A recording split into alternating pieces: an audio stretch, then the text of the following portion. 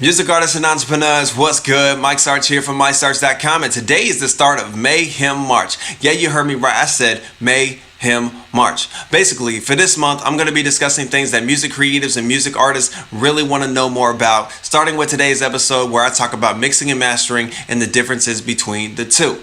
Today's episode is sponsored by Nectar Distribution, so you don't want to miss this one. So go ahead and hit that subscribe button, and let's work. Salutes to that.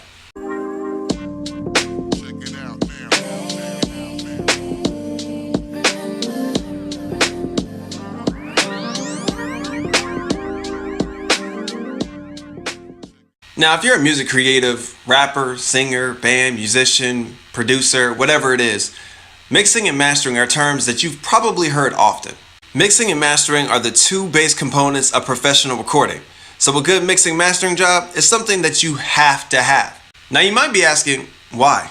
Well, the truth is, even though the average music listener doesn't really know what mixing and mastering is, what they do know is when something doesn't sound good. Look, your song concepts could be great, your album cover could look phenomenal, your marketing and promotion could be on point, but if your mixing and mastering ain't right, the chances that people are going to continue to go back to your music, them chances are fairly slim.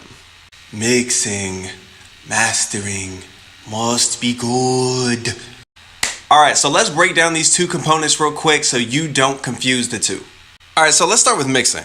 Mixing refers to the process of putting multiple layers of audio together to make one final track or to musically modify an existing track. Long story short, when you mix a song, basically you're editing or modifying everything that you recorded. So whether that's your verses, your ad-libs, your instruments, your chorus and bridge, all those things that you recorded is what you are editing. That is what we mean when we say you are mixing a song. You'll be doing things like EQing your vocals, adding effects, and even messing with the faders / volume of the individual stems, the individual tracks. Matter of fact, to give you a better example, think of mixing a song as putting a puzzle together, right? You have your different pieces. You got your vocals, your verses, your hooks, ad-libs, then you got your instruments, then you got your effects, and you have all these things, and you're trying to put these pieces together and turn it into a masterpiece, right? And that is mixing in a nutshell. Now, one side tip, make sure that your mixing is on point. Make sure it's exactly how you want it musically. You should have no doubt, when the mix is done, you should have no doubt that this is what you want it to sound like musically. Because if you try to get to the master with a bad mix, there's nothing you're going to be able to do in the mastering process to fix a bad mix. Alright, so now let's get to mastering, where you're ultimately optimizing the overall sound. The term mastering refers to the process of optimizing each individual track. And that's by doing things like compressing, equalizing, or even making stereo enhancements to the song. Mastering makes sure that when people listen to your album, song 1 is not blasting their ears off and causing their ears to bleed, and then when they get to song 2, they can barely hear it. Alright? That's what mastering is for. It's making sure that it pulls the best out of your mix, and it's also optimizing the sound so people are listening to cool, level sound. You feel me? So just as mixing focuses on individual tracks, mastering takes the entirety of the track to make it sound great. So just to do a quick review, mixing would be the equivalent of you having all the parts to create the car that you want and putting it all together. And mastering would be like you getting that gloss to make it gleam when the sun hits it the right way and gives it that nice polished look. Mixing, mastering.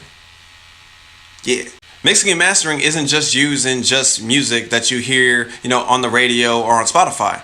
It's also used for TV shows and podcasts. I mean, can you imagine if you were listening to an interview and one person's mic was really, really loud and another person's mic was super low to where you couldn't hear it?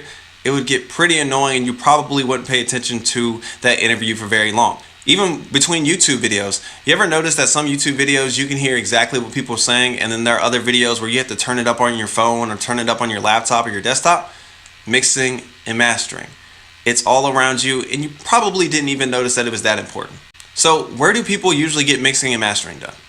Well, if you're going to a studio, if you're going to a recording studio, generally the engineer that is recording you is able to do mixing and mastering there. Now, for those of you that do home studios, you have your own equipment and things like that, there are so many programs out there that allow you to do that from your home, from your computer. So if you're recording music, if you're recording podcasts, there are tools, there are effects and things like that. There are plugins that will allow you to also mix and master so that you can get the greatest sound for your recording. Now, I'm going to leave this last tidbit for you because some of you have tried. Some of you have tried doing mixing and mastering and it's not to the quality that you wanted at. And some of you just don't really have the money to continue to go to recording studios to get things done. It's all good.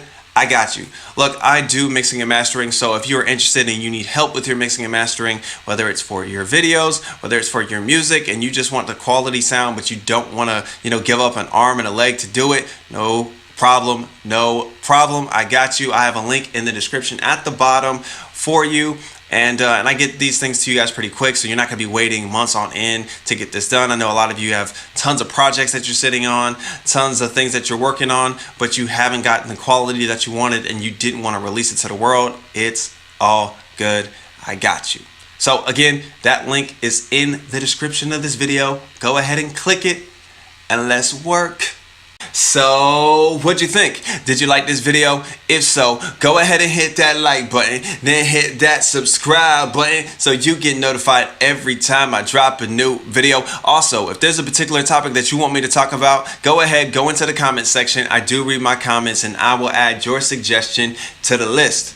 And as always, be you, enjoy your life, live authentic. Salutes to that. Catch y'all later.